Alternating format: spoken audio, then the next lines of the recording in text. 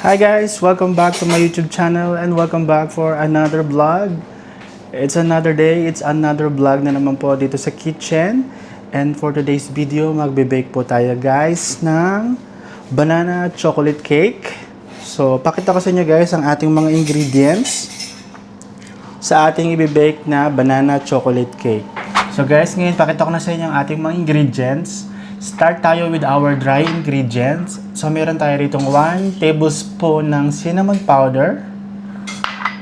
Meron din po tayo dito 1 cup ng chocolate powder. Ang gamit nating brand is Cadbury dahil meron tayong budget.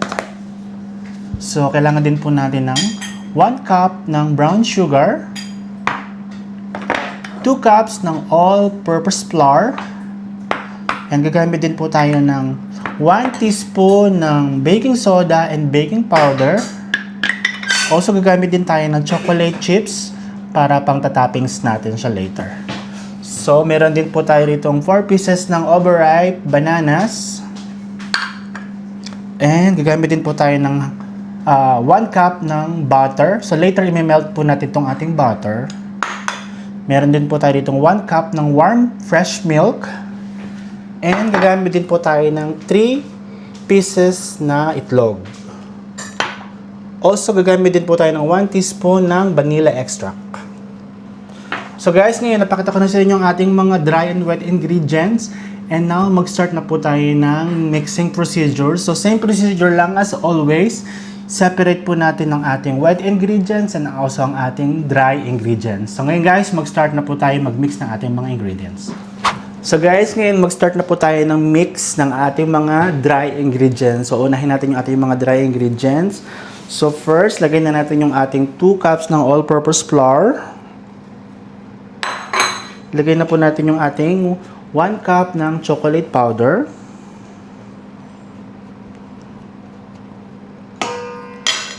Lagay na po natin itong ating 1 tablespoon ng cinnamon powder.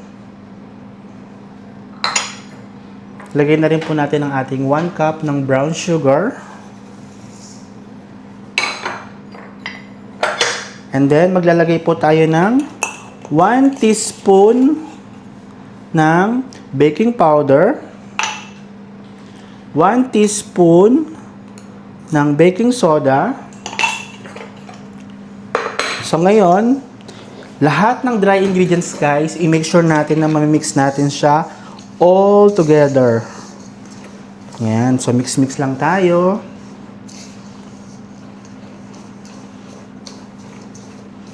Okay. So, once na make sure nyo na well-mixed na yung ating dry ingredients, ngayon naman, isa-set aside natin siya para gawin naman natin yung ating wet ingredients. So, ayan. Now, I'm 100% sure na well-mixed ng ating ingredients. Now, set aside na natin siya and let's go with the wet ingredients. So guys, may nakalimutan pala tayong isang importantang ingredients. Kailangan natin ng pinch of salt to balance the taste. So yan, mix na ulit natin. Sorry, nakalimutan ko lang. Okay? Set aside na talaga natin siya ngayon guys. So guys, I'm back again. So now, let's continue with the wet ingredients. So meron tayo ditong 4 large overripe bananas. So ngayon, kailangan natin siyang durugin. And make sure natin na durug na durug siya. Yung parang no-go water na siya. Yan. Actually, much better talaga kapag yung sobrang hinog na. Yung parang lunot na. Mas masarap sana yun. But hindi na tayo makapag-wait kasi kailangan natin mag-bake. Ayan.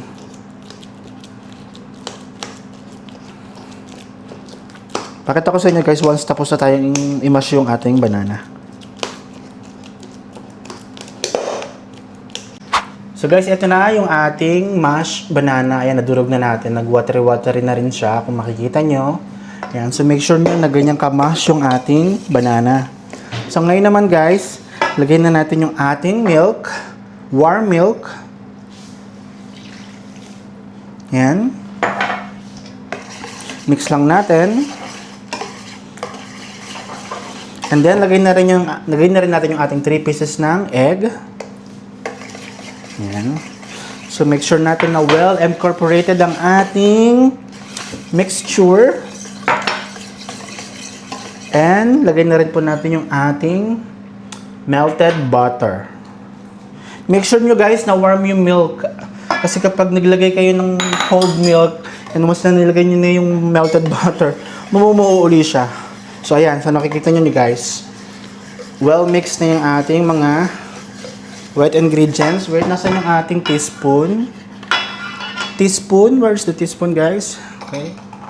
So, ngayon, lalagay tayo ng 1 teaspoon ng vanilla essence. Ayan. Sorry, 1 teaspoon ng vanilla essence. And then, mix uli natin sila.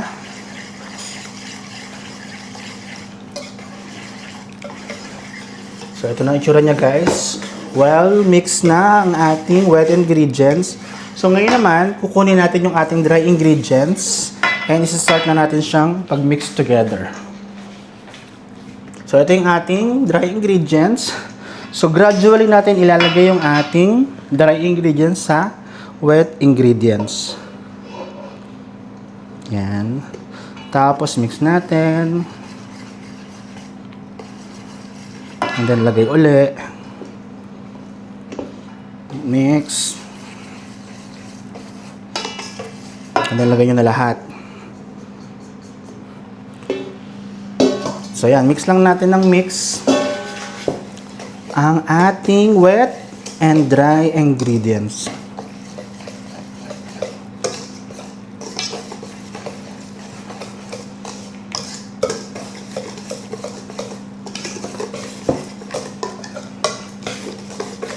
So, ito guys. Well, mix na ang ating mixture ngayon. So, ngayon, isa-set aside naman natin siya kasi kailangan natin i-grease yung ating baking pan.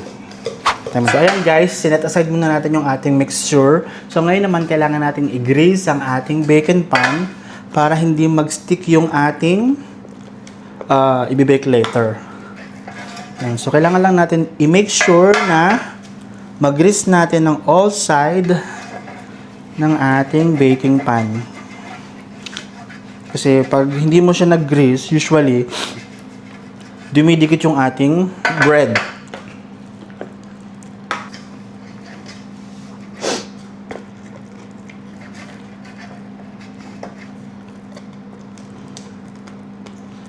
So, ayan guys, nag-grease na natin ang ating pan. Ngayon naman, kailangan nating i-preheat ang ating oven ng 10 minutes. So, guys, we're back again. So, now this time, kailangan na natin i-pour ang ating mixture sa ating baking pan. So, ngayon, lagyan na natin siya, guys. So, dahan-dahan natin siyang ilalagay sa ating baking pan. Ayan.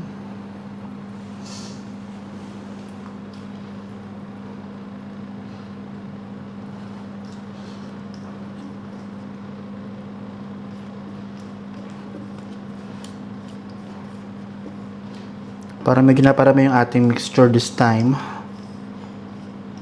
Kasi yung banana kasi medyo malaki yung banana. Dahilan pa guys. Sinisip pa yung banana. So ayan, nailagay na natin ang ating mixture. So yung ating usual procedure, kailangan natin siyang i-tap ng 3 times. Again, to make sure na walang bubble sa ilalim. So, ito na yung ating mixture, guys. So, ngayon naman, lalagyan natin siya ng chocolate chips on top. Ito yung ating pang garnish. Yan. Lagyan natin siya dyan. So, hindi tayo nakapaglagay sa loob. Ibabaw lang talaga yung nalagyan natin. So, ito na guys. Tapos na yung ating preheating sa oven. So, isasalang na natin ang ating mixture. So, samahan nyo ko para isalang natin siya guys. So, guys, salang na natin ang ating mixture. So, bake natin siya ng 1 hour, 250 degrees. So, balik tayo guys after 1 hour.